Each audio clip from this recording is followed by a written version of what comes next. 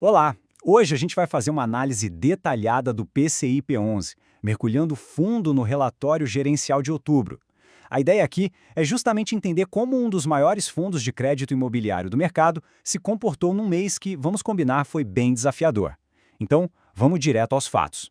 A pergunta que não quer calar é essa. Num mercado tão pressionado, como é que o PCI-P11 se saiu? Quais foram as estratégias da gestão? Quais foram os resultados? É exatamente isso que a gente vai investigar a partir de agora. E o nosso caminho vai ser bem simples, olha só. A gente começa com o cenário geral de outubro, depois mergulha no desempenho do fundo, dá uma olhada bem de perto na carteira, entende as estratégias da gestão, aponta os pontos de atenção e, por fim, fecha com as conclusões e o que esperar daqui para frente. Então, vamos lá. Começando pela primeira parte, o cenário de outubro. É super importante entender o contexto, o ambiente onde o fundo estava operando. Bom, o relatório já começa dando o tom do mês. O cenário macroeconômico pesou bastante. Pensa só, juros na casa dos 15%, com a projeção de continuarem altos até 2026. Ainda por cima uma boa dose de incerteza fiscal. Isso tudo criou uma pressão gigantesca em todo o mercado de fundos imobiliários. Foi, sem dúvida, um mês bem complicado para o setor. E esse gráfico aqui mostra direitinho o resultado dessa pressão toda. O IFIX, que é o nosso principal índice do setor, ficou ali praticamente no 0 a 0 com uma alta bem leve de 0,1%. O interessante aqui é a gente notar a diferença, né? Os fundos de tijolo, que são de imóveis físicos, conseguiram subir um pouquinho, enquanto os fundos de papel, como o PCI-P11, tiveram, na média, uma leve queda. Ok, agora vamos para a segunda sessão e focar em como o PCI-P11 se saiu nesse cenário todo. Olhando os números, a gente vê o impacto claro daquela pressão que eu comentei. A cota do PCI-P11 caiu 1,8%, ficando abaixo do IFIX e do CDI no mês. Mas, e aqui tem um ponto bem importante, quando a gente abre o foco e olha o acumulado do ano, o fundo ainda apresenta uma alta de 9,8%. Isso ajuda a separar o que é um soluço de curto prazo do desempenho no longo prazo. E agora o número que todo cotista fica de olho, os rendimentos. O fundo distribuiu 90 centavos por cota. É um valor bem expressivo, viu? Especialmente se a gente considerar que o mercado de crédito não estava para brincadeira nesse mês. E aqui a gente vê uma jogada bem inteligente da gestão. O fundo, na verdade, gerou 92 centavos por cota, mas escolheu distribuir 90. Sabe, esses 2 centavinhos de diferença foram direto para a reserva de lucros, que agora soma 27 centavos por cota. É como se eles estivessem criando um colchão de segurança, sabe? Para ajudar a manter os pagamentos mais estáveis no futuro. Certo, vamos para a terceira seção, que é o coração do fundo, o portfólio. Bora desvendar onde o dinheiro do PCI-P11 está realmente investido.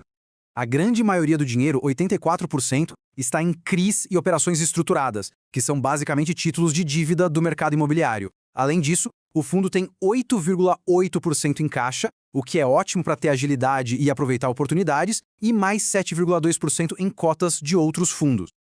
Agora, o que é realmente interessante aqui é a proteção contra a inflação. Dá uma olhada. 87% da carteira está atrelada ao IPCA. Num cenário em que os preços não param de subir, isso funciona como uma baita defesa para o patrimônio de quem investe. O resto fica dividido entre CDI, IGPM e uma pequena parte pré-fixada. E a diversificação não para por aí. Quando a gente olha os setores, os CRIs estão bem espalhados. A maior fatia, de 20%, está no varejo, mas logo depois vem os setores residencial e de logística. Isso é essencial para a estratégia de risco do fundo, porque se um setor não vai tão bem, os outros podem compensar. Partindo para a quarta sessão, vamos dar uma espiada no que a equipe de gestão andou fazendo durante o mês. Quais foram as movimentações? E aqui fica claro que a gestão foi muito ativa em outubro. Eles fizeram o que a gente chama de reciclagem do portfólio. Olha só, venderam totalmente as posições em 7 ativos, diminuíram a participação em outros 5 e, por outro lado, aumentaram a aposta em um CRI específico. No total, essas movimentações somaram 25 milhões e meio de reais. Isso é gestão ativa na prática, vendendo o que parece menos promissor para alocar onde se vê mais potencial.